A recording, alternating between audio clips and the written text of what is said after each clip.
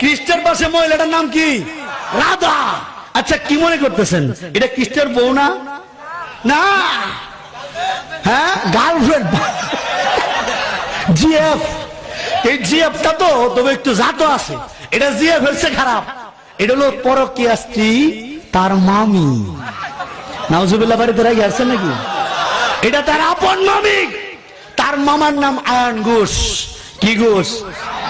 আচ্ছা, আপনারা কি ইসকন চিনেন? ইসকন ঢাকাতে আছে না? ইসকন দেখবেন পিছনে টিকলি দেওয়া, গেরুয়া বনের পোশাক পরা, হাতের মধ্যে একটা পট্টি বেছায়, ভিতরে তসবিজ হবে। ইসকন। এই ইসকন হলো কৃষ্ণ ভক্ত। এখন কৃষ্ণ প্রেম করছে কার সাথে? মামি। তার মামার নাম ছিল আয়ন ঘোষ। কি ঘোষ?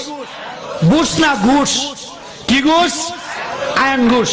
দেখেন, আয়ন ঘোষ ছিল হিজড়া। আয়ন ঘোষ কি ছিল? হিজড়া ছিলেন তো আপনারা? কিছু লোক আছে না, নারী উনা পুরুষ নাই, যে বীজের মধ্যে হাত তালিতে টাকা তুলে, চিনছেন তো? এই কৃষ্ণের মামা আয়ন ঘোষ ছিল এরকম হিজড়া, নিচের অংশটুকু ছিল না। তো কোমরের নিচেরটা নাই, বাবাজি বৌদে করে কি, এজন্য সাহায্য চাইছিল বাইগনার। এখন আপনারা বলেন, যে সমস্ত হিন্দুরা ইসকন করে এরা ভক্ত হলো কৃষ্ণের, তাহলে কৃষ্ণ প্রেম করছে কার সাথে? ওই এলাকার হিন্দু মামারা সাবধান, সাবধান, সাবধান হয়ে যাও। যদি তোমার বাইগনা ইসকন করে, তোমার বউডারে সামলাও, নতুবা যে কোনো মুহূর্তে দেখবা তোমার বউকে নিয়ে বাইকে চলে গেছে, ব্যাগে চলে গিয়েছে। চিৎকার করে বলেন, কথা ঠিক কিনা?